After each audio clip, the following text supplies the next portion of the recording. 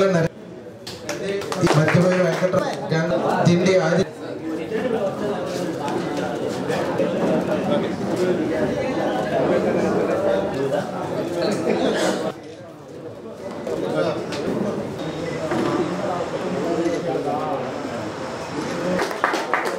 పిన్నబోయినవారిపాలెం east పిన్నబోయినవారిపాలెం సంబంధించిన గ్రామానికి సంబంధించిన ఈ యొక్క పర్సన్ ఆంధ్రప్రదేశ్ మాదిగ రిజర్వేషన్ పోరాట సమితి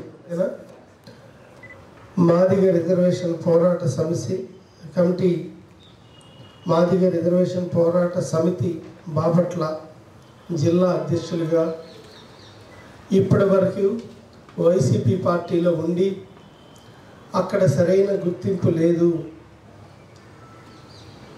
రాబోయే కాలంలో తెలుగుదేశం పార్టీని బాపట్ల నియోజకవర్గంలో గెలిపించాలి, తెలుగుదేశం పార్టీ విధి విధానాలు నచ్చి నారా చంద్రబాబు నాయుడు గారి నాయకత్వమే మన ఆంధ్ర రాష్ట్రానికి ఎంతో అవసరమని నమ్మి ఈరోజు తెలుగుదేశం పార్టీలో తెలుగుదేశం పార్టీ కుటుంబ సభ్యులతో జాయిన్ అయ్యి తెలుగుదేశం పార్టీని రాబోయే ఎలక్షన్లో గెలిపించడానికి నడుము బిగించిన ఆ యువ కెరటాన్ని మీ అందరూ హర్షధ్వానాల మధ్య తెలుగుదేశం పార్టీలో ఆహ్వానిస్తాం. మాది పిన్నబోయినవారిపాలెం.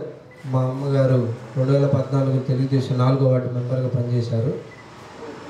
కానీ 2019లో మేము దళితులకు ఏదో మంచి చేస్తారు, మేలు చేస్తారని, దళితులకు ఎక్కువ సీట్లు ఇస్తున్నారు, దళితులను బాగా గుండెల్లో పెట్టుకొని చూసుకుంటున్నారు, జగన్మోహన్ రెడ్డి గారు ఒక్కసారి గెలిపించాలి అని పట్టుదల మీద మేము పార్టీ మారడం జరిగింది.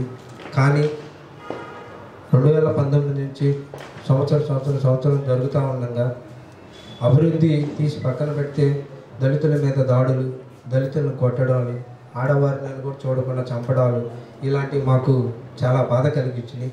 అలాగే మన చంద్రబాబు నాయుడు గారు, లోకేష్ గారు పార్టీలో తిరుగుతూ ఉన్నా కానీ మనకి 5 కోట్ల ఆంధ్రులకు మంచి చేయాలని పార్టీని నిలబెట్టుకుంటూ పార్టీలో ఎన్ని ఒడిదుడుకులు వచ్చినా కానీ పార్టీని నిలబెడుతూ 2024లో అధికారంలోకి రావాలి అని చంద్రబాబు నాయుడు గారు, లోకేష్ గారు, తెలుగుదేశం క్యాడర్, తెలుగుదేశం కుటుంబ సభ్యులందరూ పనిచేస్తూ ఉంటే వైసీపీకి సంబంధించి కొంతమంది జగన్మోహన్ రెడ్డి గారు కావచ్చు, కింద ఎమ్మెల్యేలు కావచ్చు, ఎవరైనా కావచ్చు, దళితులను పెట్టి కేవలం వారి కుటుంబాన్ని కించపరిచేలాగా ఏదైనా రాజకీయం ఉంటే మొగలు చూసుకోవాలి కానీ ఇళ్లలో ఉన్న ఆడవాళ్ళని నీచంగా మాట్లాడడం జరుగుతుంది.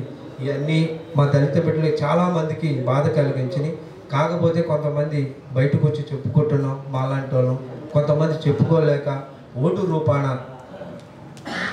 ఇప్పటిదాకా జరిగినటువంటి అవమానాలకు బుద్ధి చెప్పాలని నేను వర్మ గారి ఆయన యొక్క అడుగుజాడల్లో, ఆయన యొక్క ఆశయాలు, ఆయన యొక్క సాయం అవన్నీ నాకు బాగా నచ్చినాయి.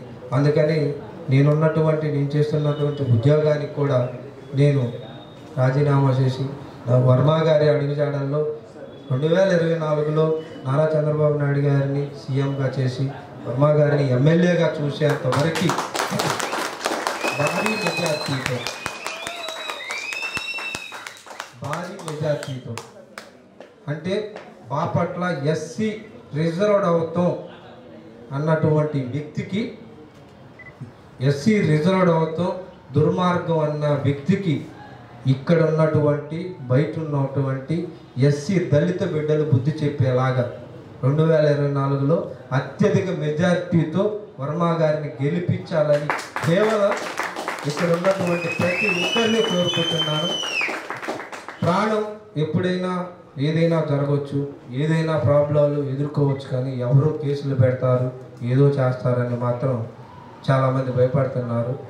దేవుడిచ్చింది ఎదుర్కోవడానికే కానీ పిరికిగా ఉండటానికి కాదు. వర్మ గారిని, నారా చంద్రబాబు నాయుడు గారిని ఇద్దరిని, నారా చంద్రబాబు నాయుడు గారిని సీఎం చేయాలా, నరేంద్ర వర్మ గారిని ఎమ్మెల్యేగా అత్యధిక మెజార్టీతో గెలిపించాలని అందరికీ మనస్ఫూర్తిగా కోరుకుంటున్నాను.